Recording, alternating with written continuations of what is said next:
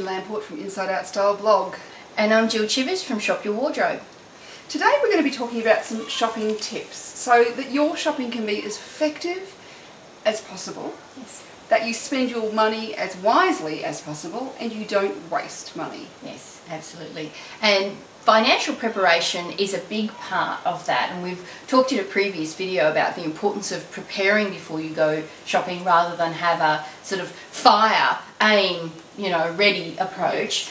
And making sure you understand what you can afford, having a budget, is a really important part of making sure you come home and you feel happy about your shopping, that you're not full of, guilt or regret that you've spent too much. Yes. And, you need to look at your overall lifestyle and budget. Yes. But, if you are spending more than probably 5 to 10% of your annual wage on clothing and other wearable items such as shoes, you're spending too much, I would say. Yeah.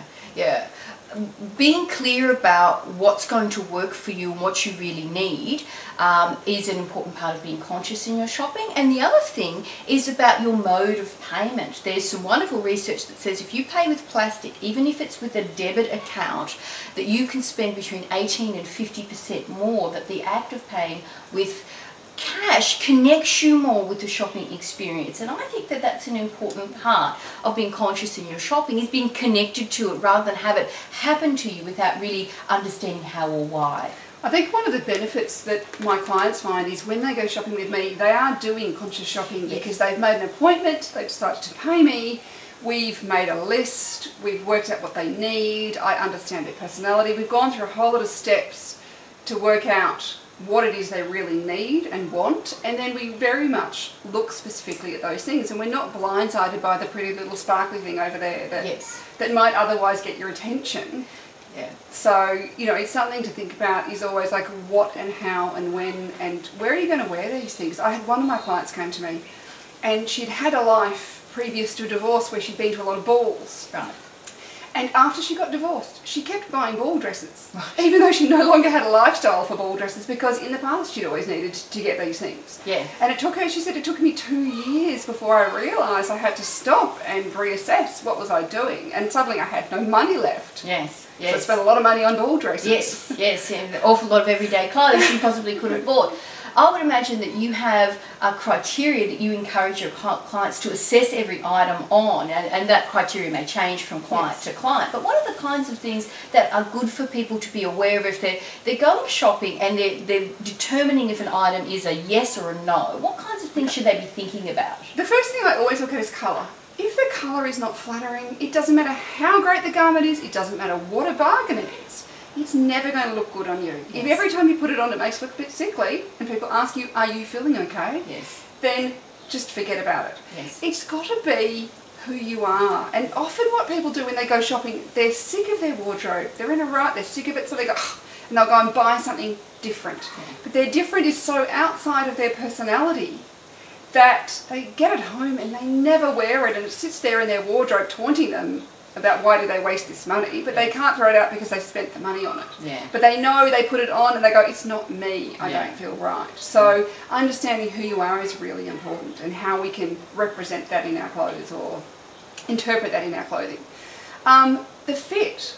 Is the fit great? Yes. Does the fit work for my body?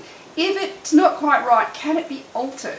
Yeah. Easily and not too expensively. Yes. The reality is there's 8 billion odd women in the world, and probably 1% of them is actually manufacturing standard size. So yes. I once saw a show, they had 100 women who were a size 16 and they put them all in the same white shift dress, and one of them it fitted perfectly, and the other 99 it didn't fit in some significant way. And interestingly, I saw that show too, and her job was a fit model. That's right. So she had perfectly balanced proportions. Yes. Is one of the other criteria how many other items that I already own will this thing go with that I'm about to buy? Absolutely.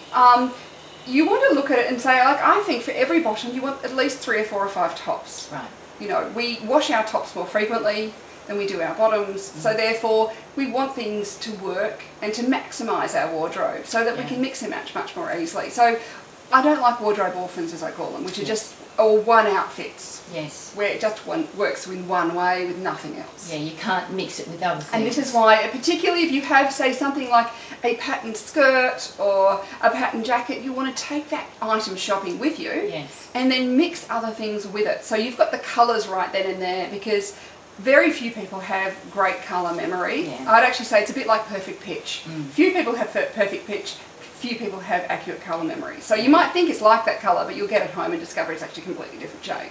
So any item you're thinking of purchasing should have maximum versatility value. It's going to work with a minimum of 3 or 5 other things and endless things if it's a really versatile item. Yeah, absolutely. So that kind of mix and matchability. And what we're doing is looking at creating, I think of it as wardrobe capsules in many ways, where you pick kind of a colour theme, so you might have, you know, a couple of neutrals and 3 or 4 colours, and they all work together. Yeah. And you can mix and match those items, and you know, from 12 garments you can easily make 30, 40, 50 outfits. Yes. And that's where you're going to get the maximum value from your shopping dollar. Yeah, and tap into the hidden mileage and magic that's lurking in so many women's wardrobes that they're just not accessing, and they could be getting so much value.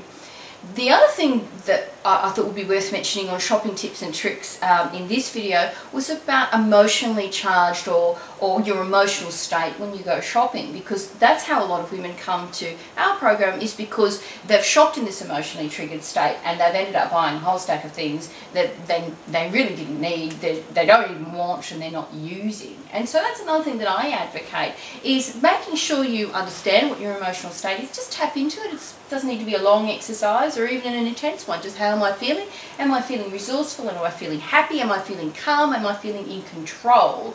Rather than I'm being triggered by an emotion that sends me shopping, and therefore I'm less in control of my shopping. Absolutely, and I think you should plan a shopping trip. So this is not an emotional, I'm feeling bad today, so I'm going to go out shopping. This is I'm going to go shopping on Tuesday morning because that's when it's quiet.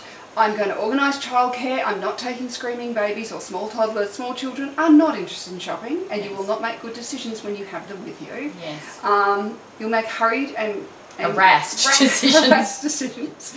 I will make sure I have a budget. I will know what my budget is. I might even get it out in cash. Yes. And I'll have a list. I'll have gone through my wardrobe. I know what's in there. I can't tell you how many times I go through wardrobes and we pull something out from the back of a drawer and I forgot I had that. Yes. And it's, you know, one of 10 black cardigans or Yes. one of 20 pairs of black pants, you know, Yes. and I see the same garments over and over and over again. Yes. And yet people keep bringing them home because it's that little safety key where they feel like, well, black pants are always handy. Yes. Well, they're a waste of money when you've already got 3 pairs, let alone 20 pairs. So Yeah. I think it's always being really aware of what you've got, what you really need, taking the things that you need to mix and match. If there's particular colours or patterns you want to match things to, taking them with you. Often taking a pair of shoes that you might want to wear with something with you too, so you can try them on. And you take that guesswork out of, will this work or not? Yes, will this work or not? And one of the things that my clients will always say, that after we finish shopping, that they'll look in the bags and they'll go, wow, I'm really seeing that all these clothes fit together. Yes. So I've picked a theme and we're on that theme, and even though we might go from store to store and we'll gradually add bits and pieces to it, they'll start to say, wow, this all works together. Yes. And so it's a cohesive wardrobe.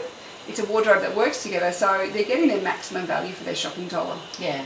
So it is possible to shop well, shop in a way that makes you feel good about your purchases, makes you feel good about yourself, and ultimately you end up creating a truly working wardrobe. Absolutely. Thanks, Jill. Thank you.